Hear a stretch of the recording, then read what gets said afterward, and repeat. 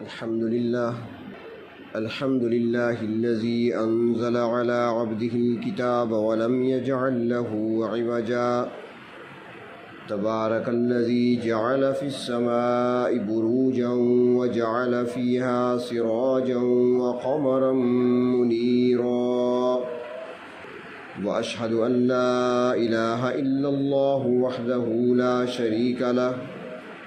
وأشهد أن سيدنا ومولانا محمدًا عبده ورسوله أما بعد فأعوذ بالله من الشيطان الرجيم بسم الله الرحمن الرحيم يا أيها الذين آمنوا أطيعوا الله وأطيعوا الرسول ولا تبطلوا أعمالكم صدق الله مولانا العظيم مولاي صل وسلم دائما أبدا على حبيبك خير الخلق كلهم۔ میرے محترم دوستو، تکمیل قرآن حکیم کی تقریب ہے۔ آج سے 23 دن پہلے جو قرآن پاک نماز میں مصلی پر تراویح میں الف لام میم سے شروع ہوا تھا، آج اللہ تبارک و تعالیٰ کے فضل و کرم اور لطف و احسان سے والناس پہ مکمل ہوا۔ اس پر اللہ رب العزت کا جتنا بھی شکر ادا کیا جائے کم ہے، جس ذات نے ہمیں اپنا کلام مقدس سننے اور سنانے کی توفیق بخشی۔ انسان اس دنیا میں آتا ہے، اس کا وجود ماں کے پیٹ میں تیار ہوتا ہے، جسم بنتا ہے، جسم کے اعضاء بنتے ہیں، اور ایک اچھی اور بہترین تخلیق میں اللہ تبارک و تعالیٰ اسے دنیا میں لاتے ہیں۔ اگر کوئی انسان دنیا میں اس حال میں آئے کہ اس کے جسم میں، اس کے وجود میں کوئی نقص رہ گیا ہو، کوئی خرابی پائی گئی ہو، کوئی کمی رہ گئی ہو، تو وہ پھر دنیا میں پوری کبھی نہیں ہو سکتی۔ ڈاکٹر پہلے پوچھیں گے، طبیب پہلے پوچھیں گے یہ مرض پیدائشی تو نہیں ہے۔ اگر بتا دیا جائے کہ مرض پیدائشی ہے، یہ کمی پیدائشی طور پہ ہے، تو اس کا علاج دنیا میں ناممکن ہے۔ اگر ماں کے پیٹ سے کوئی اندھا آیا ہے تو وہ اندھا ہی رہے گا، اگر ماں کے پیٹ سے کوئی لنگڑا آیا ہے تو وہ لنگڑا ہی رہے گا، دنیا میں اس کا علاج نہیں ہے۔ اور اس طریقے سے جب انسان دنیا سے اگلے گھر منتقل ہوتا ہے، اگلے عالم کی طرف سفر کرتا ہے، جسے عالم برزخ کہا جاتا ہے، عالم آخرت کہا جاتا ہے، تو اگر انسان دنیا سے نامکمل چلا گیا تو پھر وہاں پر وہ اپنی تکمیل نہیں کر سکتا۔ یہی دنیا ہے، جس طرح وجود بنا ماں کے پیٹ میں، جو چیز بننی تھی، جیسی بننی تھی ویسی بن گئی، اب اس کو تبدیل نہیں کیا جا سکتا۔ اسی طریقے سے انسان نے دنیا میں جو عمل کیا ہے، چاہے وہ اچھا کیا ہے چاہے وہ برا کیا ہے، وہ نیکوکاروں کے ساتھ رہا ہے یا بدکاروں کے ساتھ رہا ہے، اللہ کو راضی کیا ہے یا اللہ کو ناراض کیا ہے، اب جب وہ اگلی منزل پہ پہنچے گا، اگلے عالم میں پہنچے گا، تو وہاں پر اپنی کمیوں کو پورا نہیں کر سکتا، وہاں پر اس کو عمل کرنے کی اجازت نہیں ملے گی، وہاں پر اس کو توبہ کرنے کی اجازت نہیں ملے گی، اگر کر بھی لے تو قبولیت نہیں پائے گا۔ لیکن فرق ہے، ایک اور فرق بھی ہے یہاں پر، اور وہ یہ کہ جو ماں کے پیٹ سے دنیا میں آیا اور اس میں کوئی عذر پایا گیا، اس میں کوئی کمی پائی گئی، کوئی نقص پایا گیا، تو دنیا والے اس پر ترس کھایا کرتے ہیں۔ مثلا کوئی اندھا پیدا ہوا ہے، کوئی لنگڑا پیدا ہوا ہے، کسی کے بازو نہیں ہیں، کسی کی زبان نہیں ہے، یا کوئی بہرا ہے سن نہیں سکتا، یا کوئی گونگا ہے بول نہیں سکتا، تو دنیا والے اس پر ترس کھایا کرتے ہیں، اس پر رحم کرتے ہیں، اس کے ساتھ نرمی کا سلوک کرتے ہیں کہ بیچارہ معذور ہے۔ لیکن جو دنیا سے نامکمل ہو کر آخرت میں پہنچے گا وہاں واسطہ فرشتوں سے پڑے گا اور وہاں پر کسی فرشتے کو اس پر ترس نہیں آئے گا، وہاں پر رحم نہیں کیا جائے گا۔ دنیا ترس کی جگہ ہے لیکن وہ ترس کی جگہ نہیں ہے۔ تو اس لیے اللہ تبارک و تعالیٰ قرآن حکیم میں ہمیں نصیحتیں فرماتے ہیں، بڑی میٹھے انداز میں، بڑے پیارے انداز میں پروردگار عالم ہمیں سمجھاتے ہیں، میرے بندو سمجھ جاؤ اور سنبھل جاؤ۔ ابھی آپ کے سامنے میں نے ایک سورۃ محمد کی ایک آیت تلاوت کی، اس میں اللہ تبارک و تعالیٰ فرماتے ہیں یا ایھا الذین آمنوا، یعنی اپنا کہہ کر خطاب کیا، بڑے پیار سے خطاب کیا ہے، بڑی محبت سے اللہ نے ہمیں پکارا ہے، ہمیں دعوت دی ہے، اے میرے بندو تم تو میرے اپنے ہو نا، تمہارا تو میرے ساتھ تعلق ہے، تم تو مجھ پر ایمان لا چکے ہو، جو ایمان نہیں لائے ان کو چھوڑو وہ تو الگ بات ہے، تم تو مجھ پر ایمان لائے ہو، میرے نبی کا کلمہ پڑھنے والے ہو، تمہارا تو میرے ساتھ تعلق ہے نا۔ یا ایھا الذین آمنوا، اسی تعلق کو اللہ تعالیٰ بیان کر کے ہمیں مخاطب کرتے ہیں۔ اللہ کرنا کیا ہے؟ فرمایا اطیعوا اللہ، اللہ کی اطاعت کرو، بڑے پیار سے سمجھایا جا رہا ہے، اللہ کی اطاعت کرو، اللہ نے جو احکام تمہیں دیے ہیں تمہاری طرف بھیجے ہیں ان کی پابندی کرو، وَأَطِيعُوا الرَّسُولَ، اور اللہ کے جو رسول ہیں ان کی بھی اطاعت کرو، ان کی تابعداری کرو، جو چیز تمہیں دی گئی ہے اس پر عمل کرو، جس چیز سے روکا گیا اس سے رک جاؤ، اطاعت ہے، تابعداری ہے۔ اور ساتھ فرمایا وَلَا تُبْطِلُوا أَعْمَالَكُمْ، اپنے اعمال کو ضائع نہ کرو، اپنے اعمال کو برباد نہ کرو، اپنے اعمال کو خراب نہ کرو۔ اعمال کیسے خراب ہوتے ہیں؟ اعمال کیسے ضائع ہوتے ہیں؟ تو دنیا میں کچھ عمل ایسے ہیں کہ جن کی وجہ سے اعمال پر برا اثر پڑتا ہے اور عمل کیا ہوا بھی ضائع ہو جاتا ہے اور وہ عمل کسی کام کا نہیں رہتا۔ حدیث شریف میں آتا ہے کہ روز قیامت کچھ لوگ اتنے بڑے بڑے عمل لے کر آئیں گے، بظاہر بہت بڑے ہوں گے، تہامہ کے پہاڑوں کے برابر، فرمایا گیا حدیث شریف میں، پہاڑوں کے برابر، لیکن وزن میں کچھ نہیں ہوگا۔ جب وزن کیا جائے گا، ان کو تولا جائے گا وہاں پر، تو اس کا کوئی وزن پلڑے میں نہیں ہوگا، کوئی اس کا نجات کی صورت اس سے نہیں نکلے گی، وہ عمل کسی کام کا نہیں ہوگا ان کے لیے۔ تو اعمال کیسے ضائع ہوتے ہیں؟ تو سب سے پہلی چیز جو عمل کو برباد کرنے والی اور عمل کو ضائع کرنے والی ہے وہ شرک ہے۔ شرک اگر پایا گیا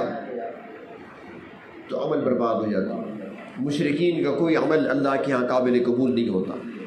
ابو جہل کتنے طواف کیا کرتا تھا، روزانہ صبح کا آغاز ہی بیت اللہ کے طواف سے ہوتا تھا،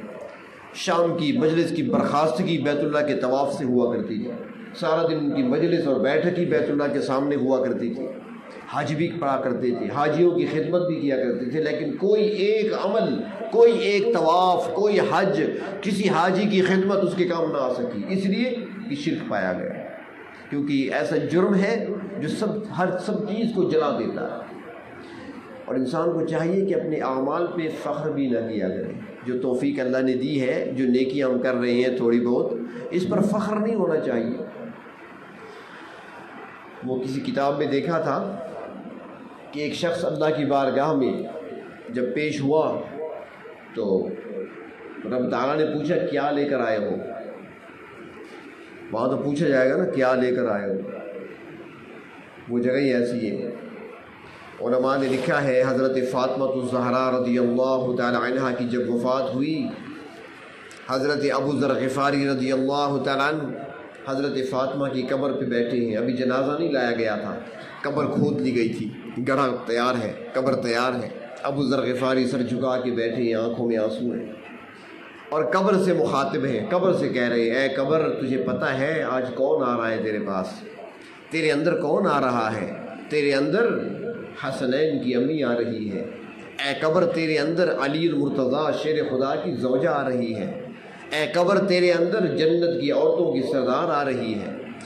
اے قبر تیرے اندر تو وہ خاتون آ رہی ہے جب روز قیامت وہ چلے گی تو رب تعالیٰ کے فرشتے اعلان کریں گے لوگوں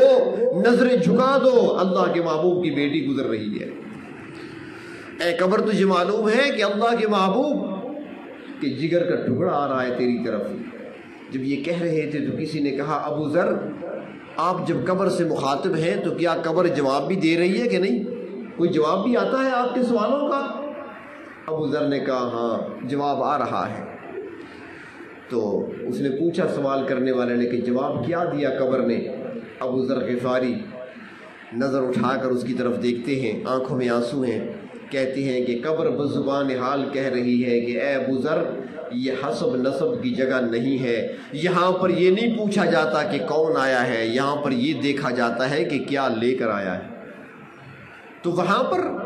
پوچھا جائے گا کہ کیا لے کر آئے ہو؟ تو وہ اللہ کا بندہ جب اللہ کی بارگاہ میں حاضر ہوا، رب تعالیٰ نے پوچھا کیا لے کر آئے ہو؟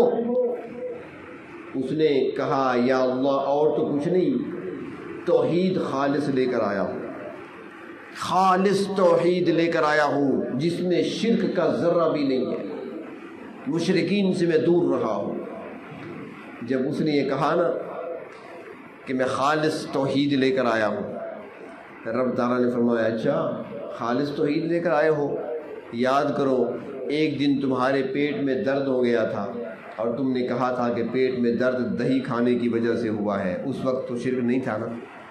اس وقت مجھے بھول گیا تھا نا، یہ نہیں کہا تھا کہ پیٹ کا درد اللہ کی طرف سے ہے، اس وقت تو تم نے دہی کو مشکل کشا سمجھ لیا تھا،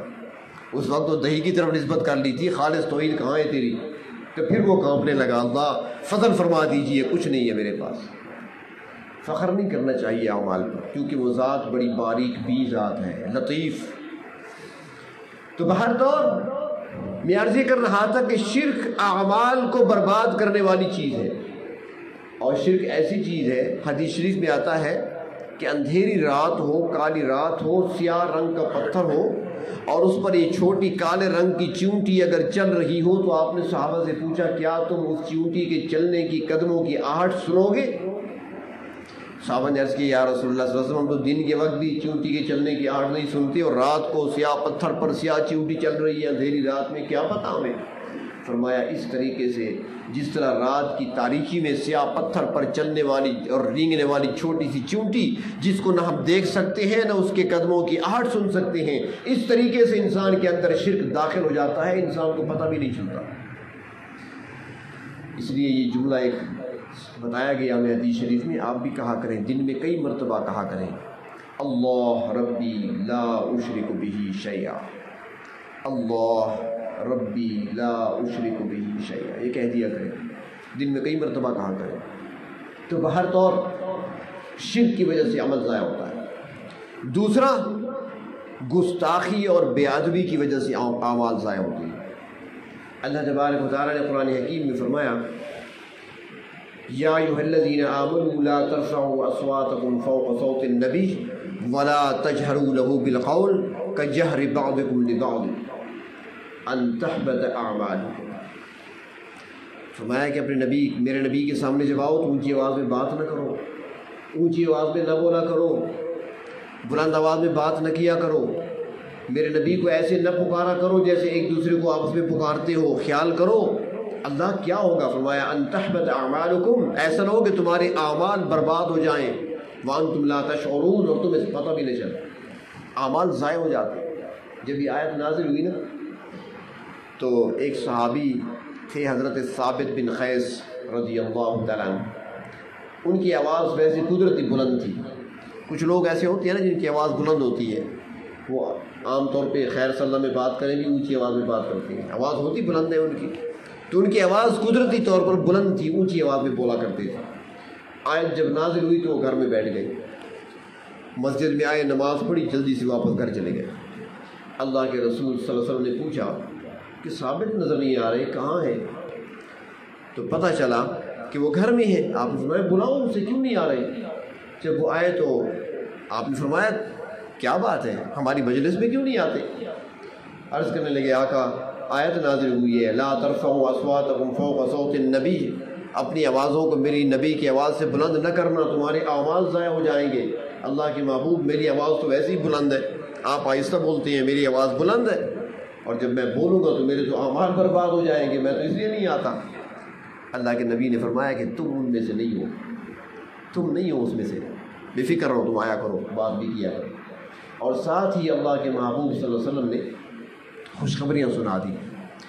فرمایا پہلی خوشخبری کہ تم ان لوگوں میں سے نہیں ہو جو گستاخی میں شمار ہوتے ہیں، دوسرا فرمایا کہ تم شہادت کی موت پاؤ گے، اور تیسرا فرمایا کہ میں گارنٹی دیتا ہوں کہ تم جنتی ہو۔ خوشخبریاں سنا دی۔ اور یہ وہی ثابت بن قیس ہے کہ جنہوں نے مسیلمہ کذاب کے خلاف حضرت ابوبکر صدیق رضی اللہ تعالیٰ عنہ کے دور خلافت میں جو جنگ لڑی گئی ختم نبوت کے دفاع کے لیے، اس جنگ میں حضرت ثابت بن قیس شہید ہوئے۔ اور شہادت کے بعد ایک عجیب بات اور بھی سمجھے، شہادت کے بعد خالد بن ولید کو خواب میں ملے اور فرمایا کہ خالد، میری زرہ، جو جنگ میں لباس پہنتے تھے لوہے کا حفاظت کے لیے، میری زرہ فلاں شخص نے چرائی ہے، اس کے پاس ہے اور اس کے خیمے میں فلاں جگہ پر پڑی ہے، اٹھا لیجیے۔ دوسرے فرمایا اے خالد، فلاں سے میں نے کچھ لینا تھا، وہ وصول کر لینا چاہیے آپ کو، جناب صدیق اکبر ہمارے خلیفہ ہیں، ان کو کہہ دیں جو میں نے لینا ہے وہ لے لیں، اور فلاں کا میں نے قرضہ دینا ہے، وہ ان کا قرضہ، میرا قرضہ جو ہے وہ اس میں سے ادا کر دیں۔ حضرت خالد کی آنکھ کھل گئی۔ جس شخص کے بارے میں بتایا تھا کہ اس کے پاس میری زرہ ہے، اس کو بلایا کہ تمہارے پاس زرہ ہے ثابت کی؟ اس نے کہا نہیں میرے پاس نہیں ہے۔ چلو خیمہ دکھاؤ۔ خیمے میں چلے گئے، جہاں خواب میں بتایا تھا وہاں جا کر دیکھا تو زرہ پڑی ہوئی تھی، مل گئی۔ حضرت صدیق اکبر کے پاس جب واپس مدینہ منورہ پہنچے تو آ کر خواب سنایا۔ صدیق اکبر نے معلوم کیا واقعتاً جو بتایا تھا نا کہ کس سے کیا لینا ہے، واقعی لینا تھا، وہ لے لیا۔ جس کا قرضہ بتایا تھا پتہ کیا تو واقعی اتنا قرضہ دینا تھا، تو وہ قرضہ چکا دیا۔ فرماتے ہیں اس امت میں یہ واحد واقعہ ہے کہ ان کی وصیت موت کے بعد نافذ ہوئی۔ وصیت تو زندگی میں ہوتی ہے نا، انسان وصیت کیا کرتا ہے، انہوں نے وصیت شہادت کے بعد کی ہے اور اس پر عمل بھی ہوا، اللہ نے مقام یہ عطا فرمایا۔ تو بہر طور گستاخی اور بے ادبی سے بھی عمل ضائع ہوتے ہیں۔ ہمارے اکابر تو بڑا خیال کیا کرتے تھے چھوٹی چھوٹی باتوں پر۔ ایک اللہ والے تھے، محدث تھے، حدیث شریف لکھنے والے۔ اس زمانے میں قلم سے لکھا جاتا تھا، ہاتھ سے لکھا کرتے تھے، سیاہی میں قلم ڈبو کر لکھا کرتے تھے، اور پھر وہ جب وہ قلم لکھتا نہیں تھا نا تو پھر اسے انگلی پر ایسے اس کی جو نوک ہوتی جسے قط کہتے ہیں اسے ٹھیک کیا کرتے تھے، ذرا تھوڑا دباؤ دیا، سیاہی ہاتھ پہ لگ جاتی تھی، پھر اس سے لکھنا شروع کرتے تھے۔ جنہوں نے تختیاں لکھی ہیں ان کو پتہ ہے وہ کس طریقے سے ہوتا تھا۔ ہمارے زمانے میں تختیاں تھیں، اب تو ہے نہیں، تو وہ سیاہی ہاتھ پہ لگ جاتی تھی، تو وہ سیاہی کے ساتھ حدیث شریف لکھا کرتے تھے۔ ایک مرتبہ ایک واقعہ ان کے ساتھ پیش آیا اور اسی واقعے کو بیان کیا۔ علماء نے لکھا ہے کہ جب ان کی وفات ہو گئی تو بعد از وفات کسی نے خواب میں دیکھا کہ سچے لوگوں کے خواب سچے ہوتے ہیں، نیک لوگوں کے خواب سچے ہوتے ہیں، اور سچے خواب جو ہے نبوت کا 46واں حصہ ہے۔ اللہ کے نبی نے فرمایا کہ میرے اوپر نبوت مکمل ہو گئی، اب نبی کوئی نہیں آئے گا، وحی نہیں آئے گی کسی پر، لیکن فرمایا کہ سچے خواب باقی رہیں گے، اور سچا خواب نبوت کا 46واں حصہ ہے۔ چنانچہ کسی اللہ کے نیک بندے نے خواب میں دیکھا، اس محدث سے پوچھا کہ ساری زندگی آپ حدیث شریف کی خدمت کرتے رہے، ساری زندگی اپنے ہاتھ سے آپ حدیث کی کتابیں لکھتے رہے، بڑی خدمت کی آپ نے دین کی، راتوں کو قیام بھی بڑا لمبا لمبا کیا کرتے تھے، نوافل بھی پڑھا کرتے تھے، تلاوت بھی کیا کرتے تھے، بڑی نیکیاں آپ کی، آپ وہاں پہنچے تو اللہ نے انعام تو یقیناً فرمایا ہوگا، تو آپ بتائیے۔ تو انہوں نے خواب میں فرمایا کہ ہاں جب یہاں پہنچا تو ساری چیزیں ہوا ہو گئی، کچھ نظر نہیں آ رہا تھا، لیکن پروردگار عالم نے فرمایا میرے بندے گھبراؤ نہیں، تیرا ایک عمل ہمیں بڑا پسند آیا، ایک عمل بڑا پسند آیا، اور اس کی وجہ سے آج تیری مغفرت کرتے ہیں۔ اللہ وہ کون سا عمل؟ فرمایا کہ ایک دن جب تو لکھ رہا تھا میرے محبوب کی احادیث کو اور وہ سیاہی تیرے ہاتھوں پر لگی ہوئی تھی، اچانک تیرے پیٹ میں درد سا اٹھا، قضاء حاجت کی ضرورت پیش آئی، تو نے قلم دوات کو رکھا، کاغذ کو رکھا، لیٹرین چلا گیا، جب وہاں جا کر بیٹھا تو خیال آیا کہ میرے ہاتھوں پر تو سیاہی لگی ہے، چنانچہ فوراً دوبارہ باہر آیا، پہلے اپنے ہاتھوں کو دھویا، اس کے بعد دوبارہ لیٹرین گیا۔ ادب کی وجہ سے اس سیاہی کا تو نے ادب کیا جس سیاہی سے حدیث لکھی جا رہی تھی، اس ادب کی وجہ سے آج ہم تیری مغفرت کرتے ہیں۔ تو ادب احتیاط کرنی چاہیے۔ کھانا کھانے کے بعد اگر واش روم جانے کی، لیٹرین جانے کی ضرورت پیش آئے تو پہلے ہاتھوں کو دھو لیا کیجیے، جس ہاتھ سے کھانا کھائے ہاتھوں پہ سالن لگا ہے، روٹی کے ذرات لگے ہیں تو واش روم میں نہ جائیں، لیٹرین میں نہ جائیں، فلش میں نہ جائیں۔ خواتین جو گھروں میں آٹا گوندتی ہیں، روٹی بنا رہی ہوتی ہیں، اگر واش روم جانے کی ضرورت پیش آئے پہلے ہاتھوں کو دھو لیا کریں، آٹا وغیرہ یا خشک آٹا یا تر آٹا جو ہاتھوں پہ لگا ہے اس کو صاف کر لیا کریں، پھر جایا کریں، ادب کیا کریں۔ کیونکہ اللہ تبارک و تعالیٰ نے فرماتے ہیں کہ 3 چیزوں کو اللہ نے 3 چیزوں میں چھپا رکھا ہے، 3 چیزوں میں چھپی ہوئی ہیں۔ اللہ رب العزت نے اپنی رضا کو نیکیوں میں چھپا رکھا ہے، کوئی نہیں جانتا کہ کس نیکی پر رب تعالیٰ راضی ہو جائے، اس لیے ہر نیکی کرنی چاہیے، کوئی نیکی نہیں چھوڑنی چاہیے۔ یہ نہ سمجھے کہ چھوٹی نیکی ہے، اللہ کو کوئی نیکی پسند آ جائے گی، بخشش کا ذریعہ بن جائے گی۔ وہ میں کئی مرتبہ عرض کر چکا ہوں کہ ایک شخص کی بخشش ہوئی صرف اس بات پر کہ اس کا یہ عمل پسند آیا اللہ کو کہ اس کے دوست کی وفات ہوئی اور وہ اپنے دوست کی وفات پر اس کے جنازے میں شریک تھا، اس کے بعد قبر پہ حاضر ہوا، جب قبر کو مٹی ڈالی جا رہی تھی تو اس نے 3 مٹھیاں محبت سے سنت کے مطابق اٹھا کر قبر پر ڈال دی۔ اللہ تعالیٰ کو دوست کی قبر پر اس کا مٹی ڈالنا پسند آ گیا، اس کی بخشش ہو گئی۔ تو اس لیے کوئی نیکی معمولی نہ سمجھیں، اللہ نے اپنی رضا کو نیکیوں میں چھپا رکھا ہے، اور اللہ رب العزت نے اپنی ناراضگی کو گناہوں میں چھپا رکھا ہے، اس لیے کسی گناہ کو بھی چھوٹا نہ سمجھیں۔ کوئی بھی گناہ پکڑ کا ذریعہ بن سکتا ہے، کوئی بھی غلطی پکڑ کا ذریعہ بن سکتی ہے۔ ایک شخص کو اس لیے کھڑا کر دیا گیا، سارے اعمال درست، نمازیں بھی ٹھیک، روزہ بھی ٹھیک، سب کچھ ٹھیک، لیکن ایک مرتبہ جب کہیں دعوت کھا کر واپس آ رہا تھا تو راستے میں کسی کی لکڑیاں پڑی ہوئی تھیں۔ دیہاتوں میں جا کر دیکھیں نا، وہاں گھروں کے باہر لکڑیاں ڈھیر لگا ہوتا ہے، اپنے گھر کے باہر اکٹھی کرتے ہیں، تو لکڑیاں پڑی ہوئی تھیں تو اس کے دانتوں میں کچھ گوشت پھنس جاتا ہے، تو گزرتے ہوئے لکڑی سے تھوڑا سا تنکا توڑ لیا اپنے دانتوں کو صاف کرنے کے لیے۔ اب مالک کی اجازت تو نہیں تھی نا، مالک کو پتہ ہی نہیں تھا، تو وہاں پر اللہ نے کھڑا کر دیا، بتاؤ وہ تنکا جو توڑا تھا اس کی اجازت کس سے لی تھی؟ اس لیے ہر گناہ سے بچنا چاہیے، اور اللہ تبارک و تعالیٰ نے ولایت کو اپنے بندوں میں چھپا رکھا ہے۔ کوئی نہیں جانتا کہ کس بندے کا تعلق اللہ کے ساتھ کتنا ہے۔ ہم تو ظاہر کو دیکھتے ہیں نا، ظاہری دیکھتی ہیں، فلاں خامی ہے اس کے اندر، فلاں غلطی اس کے اندر ہے، فلاں خامی، ہم خامیاں گنتے رہتے ہیں، لیکن اس کا تعلق اللہ کے ساتھ کتنا ہے کوئی نہیں جانتا۔ اس لیے ہر بندے کا اکرام اور احترام ہونا چاہیے۔ تو بہر طور اعمال ضائع ہوتے ہیں شرک کی وجہ سے، اعمال ضائع ہوتے ہیں بے ادبی کی وجہ سے، اعمال ضائع ہوتے ہیں اللہ کی نافرمانی کی وجہ سے، اعمال ضائع ہوتی ہیں گناہ کرنے کی وجہ سے۔ تو اللہ تعالیٰ فرماتے ہیں کہ اطاعت میری کرو، اطاعت اور تابعداری میرے نبی کی کرو، لیکن اطاعت کرو گے اس پر اجر ملے گا، اطاعت کرو گے اس پر ثواب ملے گا، اطاعت کرو گے اس کا بدلہ تمہیں اچھا دیا جائے گا، لیکن خیال کرنا کہ اعمال کو پھر ضائع نہ کر دینا۔ اگر ساتھ گناہ بھی کرتے رہو گے، ساتھ میری نافرمانی بھی کرتے رہو گے، تو پھر یہ تمہاری نیکیاں اور تمہارے اعمال ضائع بھی ہو سکتے ہیں۔ تو اس لیے ہم جو نیکیاں کرتے ہیں، جو اعمال کرتے ہیں، ایک تو اس پر اللہ کا شکر ادا کریں، فخر نہیں ہونا چاہیے، اس پر غرور نہیں ہونا چاہیے، اللہ کی توفیق ہے اور اللہ کی توفیق سے ہی کا یہ کام انجام دیا۔ مثال کے طور پر آپ نے نماز پڑھی ہے تو نماز پڑھنے کے بعد اللہ کا شکر ادا کریں، اللہ میرا کون سا کمال ہے، اللہ مجھے چلنے کے لیے، مسجد تک آنے کے لیے پاؤں تو آپ نے دیے، مجھے برتن اٹھانے کے لیے، وضو بنانے کے لیے ہاتھ تو آپ نے دیے، اللہ جب یہاں پر چل کر آیا، مصلی پہ کھڑا ہوا تو یہ کھڑے ہونے کی طاقت تو مجھے آپ نے دی ہے، اللہ جب میں نے کچھ کلام پڑھا ہے نماز کے اندر تو زبان بولنے کے لیے تو آپ نے دی ہے، یا اللہ میں نے جو کلام سنا ہے تو سننے کی قوت اور طاقت اور کان، یہ نعمت اللہ آپ نے دی ہے، میرا کوئی کمال نہیں، اللہ یہاں تک آپ مجھے لائے ہیں، مصلی پہ مجھے آپ نے کھڑا کیا ہے، اب جو کچھ میں نے عمل کر لیا اللہ اسے اپنی بارگاہ میں قبول فرما لے۔ تو اللہ تعالیٰ سے